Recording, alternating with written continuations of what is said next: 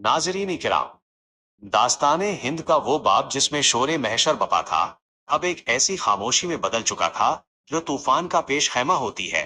5 जुलाई 1970 की सहर अभी नमूदार नहीं हुई थी कि रावलपिंडी की सड़कों पर टैंकों की गिड़गिड़ाहट ने जमहूरियत के ऐवानों को लरजा दिया। जनरल आगा मोहम्मद जियाउल हक, जिन्हें एक सादा लौह सिपाही समझा जाता था, उन्होंने ऑपरेशन फेयर प्ले के जरिए इक़्तिदार पर कब्जा कर लिया। अफजल दास्तान टेलीविजन के मुअज़्ज़ज़ दोस्तों, ये पाकिस्तान की तारीख का वो तवील तरीन मार्शल लॉ था जिसने न सिर्फ मुल्क का कानून बदला, बल्कि मुआशरे की रगों में दौड़ता हुआ खून भी बदल कर रख दिया।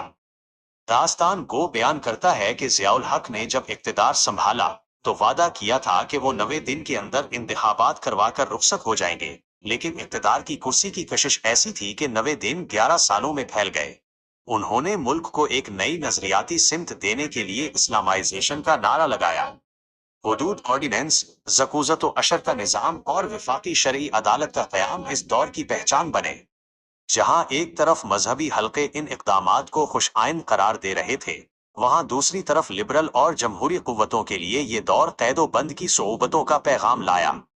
नाजरीन, अभी पाकिस्तान अंदरूनी तब्दीलियों से गुजर ही रहा था कि दिसंबर 1979 में एक ऐसा आलमी वाकया रूनुमा हुआ जिसने पाकिस्तान को दुनिया की तवज्जो का मरकज बना दिया। सोवियत यूनियन रूस की सुर्ख फौजें अफगानिस्तान में दाखिल हो गईं।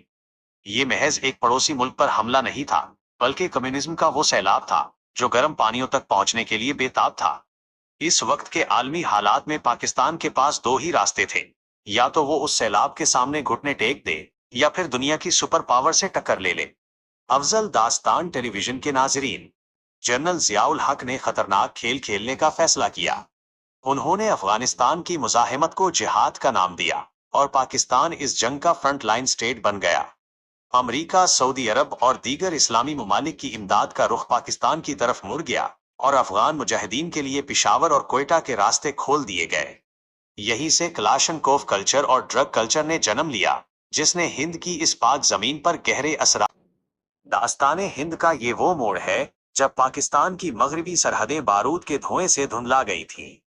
दिसंबर 1979 में जब रूसी टैंक काबुल की सड़कों पर गश्त कर रहे थे, तो इस्लामाबाद के ऐवानों में नक्शे बदलने की तैयारियां हो रही थीं। जनरल जियाउल हक ने भांप लिया था कि अगर रूस को अफगानिस्तान के सिंगलाख पहाड़ों में न रोका गया, तो अगली बारी पाकिस्तान की होगी। अफजल दास्तान टेलीविजन के मुअज़्ज़ज़ दोस्तों, ये वो वक्त था जब पाकिस्तान की खुफिया agency inter services intelligence (ISE) दुनिया की सबसे बड़ी गोरेला जंग की मंसूबाबंदी कर रही थी। पेशावर और कोयटा के शहर मुजाहिदीन के मराकज बन गए और पूरी दुनिया से कम्युनिज्म के खिलाफ लड़ने वाले जंगजू यहां जमा होने लगे। दास्तान गो बयान करता है कि उस जंग ने पाकिस्तान के मुआशरती ढांचे को जड़ों से हिलाकर रख दिया। जहां एक तरफ अमरीकी डॉलर और जदीद असलाहे पाकिस्तान पहुंच रहा था, वहीं दूसरी तरफ लाखों अफगान मुहाजिरीन की सूरत में एक इंसानी सैलाब पाकिस्तान की सरहदों के अंदर दाखिल हो रहा था। ये मुहाजिरीन अपने साथ अपनी तहजीब, अपनी गुर्बत और बदकिस्मती से वो असलहा भी लाए जिसने आगे चलकर पाकिस्तान में क्लाशनकोव कल्चर की बुनियाद रखी। वो शहर जो कभी अमन का गहवारा थे, अब वहां बारूद की बूरज बस गई थी। जियाउल हक ने इस जंग को न सिर्फ पाकिस्तान के दिफा की ढाल बनाया, बल्कि उसे अपने इक़्तिदार को तूल देने के लिए एक बेहतरीन जवाब के तौर पर भी इस्तेमाल किया। आलमी बरादरी जो कभी उन्हें एक आमर के तौर पर देखती थी, अब उन्हें फ्री वर्ल्ड का हीरो तस्लीम करने पर मजबूर थी। नाजरीन, जहां सरहदों पर जंग जारी थी, वहीं मुल्क के अंदर जियाउल हक ने सियासत की बिसात पर नई चालें चलना शुरू कर दी थी। वो जानते थे कि जब तक सियासी जमातें मजबूत रहेंगी, उनके इक़्तिदार को खतरा रहेगा। इसी मकसद के लिए उन्होंने मजलिस शोरीज के नाम से एक नामजद इदारा कायम किया, जिसमें अपनी पसंद के लोगों को शामिल करके पार्लियामेंट का नेमुल बदल पेश करने की कोशिश की। जब सियासी जमातों ने MRD movement for the restoration of democracy के नाम से जमहूरियत की बहाली के लिए तहरीक शुरू की, तो जियाउल हक ने इस तहरीक को सख्ती से कुचलने का फैसला किया। सिंध में ये तहरीक खासी पुरतशद्दुद सूरत हाल इख्तियार कर गई, जहां कोड़े मारने और कैदोबंद की सजाएं रोज का मामूल बन गईं।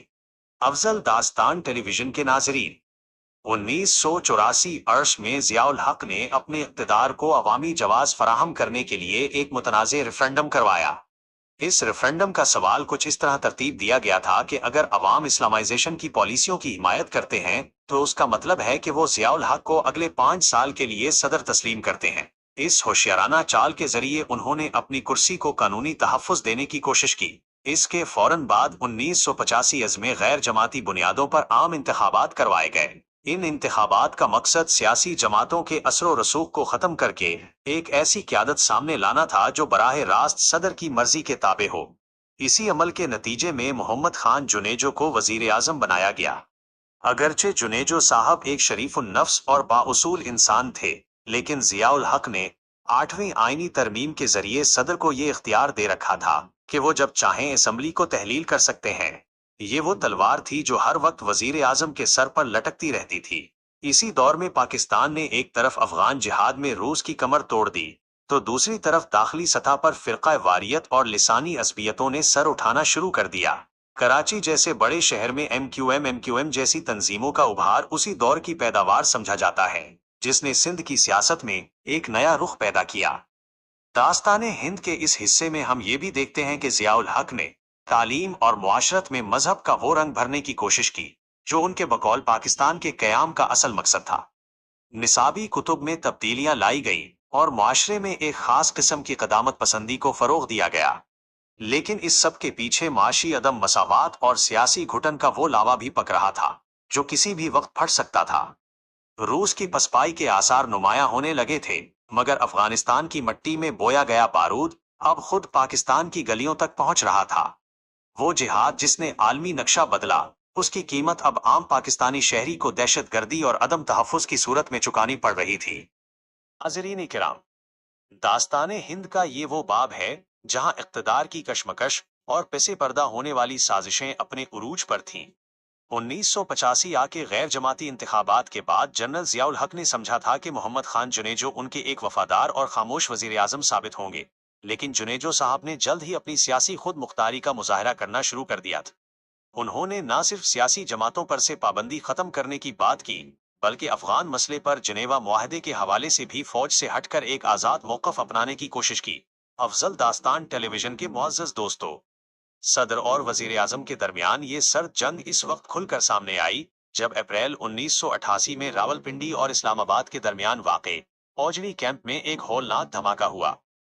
ओजड़ी कैंप, जो अफगान मुजाहिदीन के लिए भेजे जाने वाले असलहे का एक बड़ा टप्पू था, वहां होने वाले धमाकों ने जुड़वां शहरों में कयामत बर्पा कर दी। आसमान से मिसाइल और रॉकेट बरसते रहे, सैकड़ों शहरी जां बहक हुए और पूरे मुल्क में खौफ व हिरास फैल गया। वजीर आजम जुनेजो ने इस वाक़े की तहकीकात के लिए एक कमेटी बनाई और जिम्मेदार जर्नेलों के तयन का इरादा जाहिर किया। ये वो नुक्ता था जहां जनरल जियाउल हक को लगा कि अब जुनेजो हुकूमत उनके काबू से बाहर हो रही है। चुनाचे 29 मई 1988 को उन्होंने अचानक एक प्रेस कॉन्फ्रेंस बुलाई और आइन की दफा 58 से 2B का इस्तेमाल करते हुए जुनेजो हुकूमत और असम्बलियों को तहलील कर दिया। दास्तान गो बयान करता है कि इस सियासी हलचल के दौरान ही अफगानिस्तान से रूसी फौजों की वापसी का अमल शुरू हो चुका था। जुनेवा मुआहदे पर दस्तखत हो चुके थे और वो जिहाद जिसने जियाउल हक को आलमी सतह पर मजबूत किया था, अब अपने मंतकी अंजाम की तरफ बढ़ रहा था। लेकिन इस जीत के साथ ही पाकिस्तान की अंदरूनी फिजा मसमूम हो चुकी थी। मंशियात और नाजायज असलहे की बहुतात ने मुआशरे के अमन को निगल लिया था। दूसरी तरफ मोहतरमा बेनजीर भुट्टो, जो अपने वालिद की फांसी के बाद जला वतन थी, वो वतन वापस लौट चुकी थी और लाहौर के मीनारे पाकिस्तान पर उनका फकीदुल मिसाल इस्तिकबाल ये बता रहा था कि अवाम अब तब्दीली के लिए बेचैन है। नाजरीन, 17 अगस्त 1988 का दिन पाकिस्तान की तारीख का वो दिन है जिसने सब कुछ बदल कर रख दिया। जनरल जियाउल हक बहावलपुर के करीब टैंकों की एक मश्क देखने गए थे। वापसी पर उनका खुसूसी तैयारा C-130 C-130, जिसे पाक 1 कहा जाता था, फिजा में बुलंद होने के चंद ही मिनट बाद पुरअसरार तौर पर क्रैश हो गया। इस हादसे में जनरल जियाउल हक के साथ साथ अमरीकी सफीर आर्नल्ड राफेल और कई आलीज फौजी अफसरान भी लुक़्मा-ए अजल बन गए। ये हादसा आज तक एक मुअम्मा है। किसी ने उसे तखरीब कारी कहा तो किसी ने उसे आमों की टोकरी में रखे बम का नतीजा करार दिया, लेकिन हकीकत आज भी तारीख के सीने में दफन है। अफजल दास्तान टेलीविजन के नाजरीन, जनरल जियाउल हक के 11 साला दौर का अंजाम उनकी अपनी जिंदगी के खात्मे पर हुआ। ان کی وفات کے بعد سینٹ کے چیئرمین غلام اسحاق خان نے قائم مقام صدر کا عہدہ سنبھالا اور فوج نے اقتدار براہ راست سنبھالنے کے بجائے انتخابات کروانے کا فیصلہ کیا۔ ضیاء الحق کا دور جہاں اسلامائزیشن اور افغان جہاد کی فتح کے لیے یاد رکھا جاتا ہے، وہیں یہ دور پاکستان میں فرقہ واریت، کلاشن کوف کلچر اور سیاسی تقسیم کی بنیادیں رکھنے کے حوالے سے بھی ہمیشہ زیر بحث رہے گا۔ ناظرین کرام، قسط نمبر 18 کا اختتام ایک طویل مارشل لاء کے خاتمے اور جمہوریت کی ایک نئی امید پر ہوتا ہے۔ ضیاء الحق کے بعد اب بساط بچھ رہی تھی بے نظیر بھٹو اور میاں نواز شریف کے درمیان سیاسی مقابلے کی۔ 1988 مت کے انتخابات نے پاکستان کو ایک بار پھر پارلیمانی جمہوریت کی طرف دھکیل دیا، لیکن کیا یہ جمہوریت مستحکم رہ پائی؟ داستان ہند کے اگلے حصے یعنی قسط نمبر 19 میں ہم ذکر کریں گے محترمہ بے نظیر بھٹو کے پہلے دور اقتدار کا، عالم اسلام کی پہلی خاتون وزیر اعظم کا سفر، ان کے سامنے کھڑی مشکلات اور وہ سیاسی کشمکش جس نے 90 آل کی دہائی کو میوزیکل چیئر کی سیاست بنا دیا۔ کیا بے نظیر بھٹو اپنے والد کا ادھورا خواب پورا کر پائیں؟ یہ سب جاننے کے لیے دیکھیے داستان ہند کی اگلی قسط۔ افضل داستان ٹیلی ویژن کے ساتھیوں، اگر آپ کو یہ تاریخی سفر پسند آ رہا ہے تو اسے لائک اور شیئر ضرور کریں، کیونکہ تاریخ ہی وہ آئینہ ہے جس میں ہم اپنا مستقبل دیکھ سکتے ہیں۔